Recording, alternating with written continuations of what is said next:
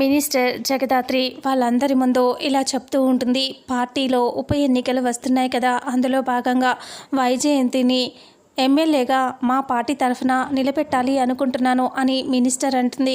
అలా అనేసరికి వైజయంతి, నిషిక, యువరాజ్ అందరూ కూడా చాలా సంతోషపడుతూ ఉంటారు.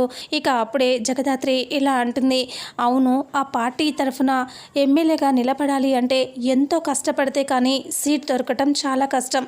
అలాంటిది మా అత్తయ్య గారిని మీరు ఎందుకని ఇలా ఎలక్షన్స్లో ఇంత ఈజీగా సీట్ ఇస్తున్నారు అని ఏంటో జగదాత్రి అంటుంది. ఇక అప్పుడే యువరాజ్ చాలా సీరియస్గా ఇలా అంటాడు, ఎందుకంటే అది మా ఇంటికి ఉన్న వజ్రపాటి అనే పేరుకి ఉన్న విలువ అది, అందుకనే మాకు ఉన్న ఇంపార్టెన్స్ని అలా ఇస్తున్నారు మాకు అని చెప్పి యువరాజ్ అంటాడు.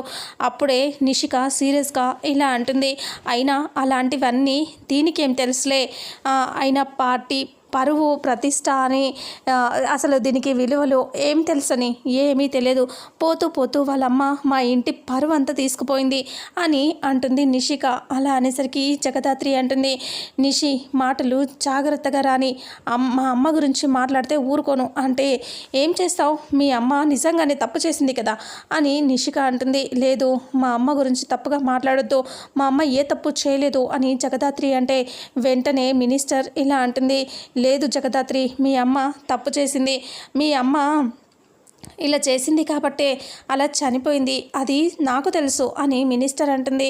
ఆ మాట వినేసరికి జగదాత్రి బాధపడుతూ ఉంటుంది. ఆ తర్వాత కేదార్ దాత్రి ఇద్దరు కూడా ప్లాన్ చేస్తారు. అయితే తాయారు చెప్పిన పేపర్ ఒక్కసారి చదివితే చాలు కేదార్ అని అంటూ ఇద్దరు కలిసి జేడీకేడీగా వెళ్తారు.